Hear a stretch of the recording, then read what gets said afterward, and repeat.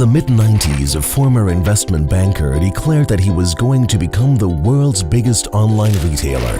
A university dropout tells us that he will show the consumers which products they want, and then step by step revolutionizes the markets for personal computers, music and cell phones.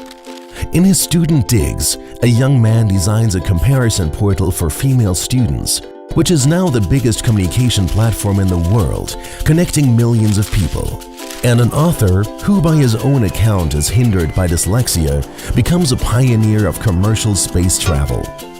Are Amazon's Jeff Bezos, Apple's Steve Jobs, Facebook's Mark Zuckerberg and Virgin Galactic's Richard Branson extraordinary people? Are they soldiers of fortune, magicians, rare super entrepreneurs who change our lives dramatically? The purpose of research around entrepreneurship is to get to the bottom of this mystery and to explore the seemingly magical about successful entrepreneurs. Successful entrepreneurs are not necessarily male dropouts and secret geniuses. No, the potential for entrepreneurship is in each of us.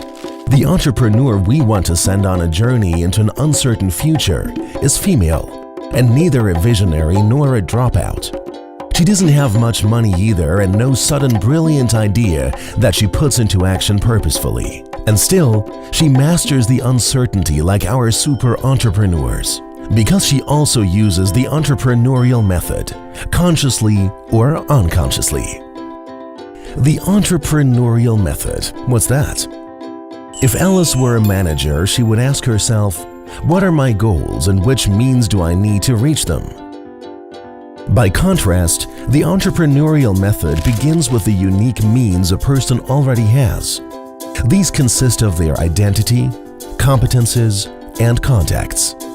Beginning with these means, one imagines several possible goals to solve specific problems. It's like cooking without a recipe. The super entrepreneur doesn't choose a specific recipe and buys the necessary ingredients. No. Instead, she could look what she can find in the fridge and then makes up various kinds of possible creations.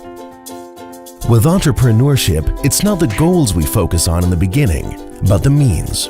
By acting without a single fixed goal, a Richard Branson is able to imagine a whole portfolio of goals and possible ventures. After all, he founded Virgin Records and Virgin Airlines before Virgin Galactic. What's also important, business ideas don't originate in the shower, but develop in multiple numbers when applying the entrepreneurial method. The idea is the easiest part in the founding process, and waiting for the right idea can lead to waiting forever. Our entrepreneur is already equipped with everything she needs for founding a business. She just has to get going and design the future. But there's a lack of money. Not if Alice acts according to the successful method of the super entrepreneurs. Even Jeff Bezos started on a shoestring and funded Amazon with his parents' guarantees, supplier loans, and overdrawn credit cards. In other words, with his available means. Instead of trying to define the expected return like a manager, our entrepreneur defines her affordable loss. Affordable in a financial, psychological, and social respect. Instead of going on vacation, she starts a venture. In small, explorative steps, she employs the available means. Her money, her time, and other people's trust. If she fails at an early stage and at acceptable costs for her. With her stock of means, her subsequently conceivable portfolio of goals and her affordable loss, Alice has all the prerequisites to embark on her entrepreneurial journey. But wait, there are other people who are interested in Alice and her venture. Surely they want to steal her idea, so Alice shouldn't talk about her goals under any circumstances. Wrong. What is she going to protect if she, herself, doesn't know exactly what it's going to look like? She has to talk about her venture to extend her stock of means and her portfolio of goals.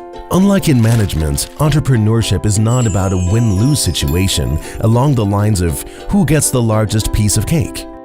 Neither is it about a win-win situation. Let's make the cake bigger together. In the entrepreneurial present with an uncertain future, the cake has not even been baked yet. Those who want to join become partners, bring in their means and decide together which cake to bake, the common shared goal.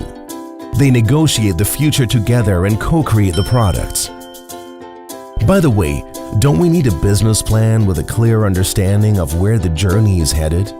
An itinerary like that can be helpful, yes, but sometimes it prevents the journey to India from ending up in America, the promised land. So I'm sailing aimlessly in one direction or the other depending on the wind? But entrepreneurship is a crapshoot. Granted, luck is one element in the formula of success, but if I act according to the entrepreneurial method, I improve my odds. It's about a learnable routine and dealing with the unexpected. Learnable? But aren't you born to be an entrepreneur? After all, entrepreneurial success is rooted in the genes. Wrong. The entrepreneurial method of our super entrepreneurs can be applied by any of us. Everyone has a unique stock of means. It's what we make of it that determines the success. Entrepreneurs are made, not born. Even Richard Branson has had more failures than successes in his ventures. Success was only possible by learning from his failures, which prepared him for the uncertainty that awaits him on his journey in his spaceship. Maybe Alice from the entrepreneurial wonderland will be among his first partners, not as a passenger, but as a collaborator in creating the future of the world we live in. Entrepreneurs aren't prophets. They don't have to predict the future. They create it. Ready for your own entrepreneurial journey? Here's a short summary. First, entrepreneurship is not an extraordinary phenomenon, but lies dormant in each of us as an entrepreneurial potential to act. Second, according to the entrepreneurial method, I start with the available means. Who I am, what do I know, whom do I know? Not with mystical goals or fictitious ideas, so there's no reason to wait. Third, as an entrepreneur, I don't submit my actions under one great idea. No. On the basis of my stock of means, I constantly develop my imagination about various possible goals for the solution of specific problems. Fourth, instead of an expected return, what do I want to earn? The upside potential, I define an affordable loss, the downside potential, and ask, how much is it worth to me? How much can I afford to lose? Fifth, I don't keep my ideas secret, but exchange my goals on the basis of my means with others. The business idea is the cheapest. There's so many ideas. My stock of means is the most valuable thing in the entrepreneurial process. So, 6. Co-creation develops with the additional means and the new goals of the partners. 7th, business plans most likely do not reduce uncertainty, but surely prevent reaching unplanned yet desirable goals. 8th, luck is a part of entrepreneurial success, but with the entrepreneurial method, I turn the wheel of fortune more often. 9th, we're not born as entrepreneurs but can learn to deal with uncertainty. 10th, if you co-create the future as an entrepreneur, you don't have to predict it.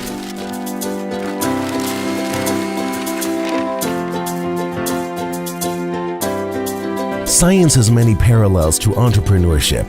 Scientists also experiment to get to the bottom of something new or to create something new. Our entrepreneur Alice is called Sarah Sarasvathy in entrepreneurship research. She's the discoverer of the entrepreneurial method. Other researchers contribute their means and goals to comprehend the phenomenon of entrepreneurship, where new things develop under great uncertainty. What will the entrepreneurial society of the future look like? Don't wait for it. Co-create it.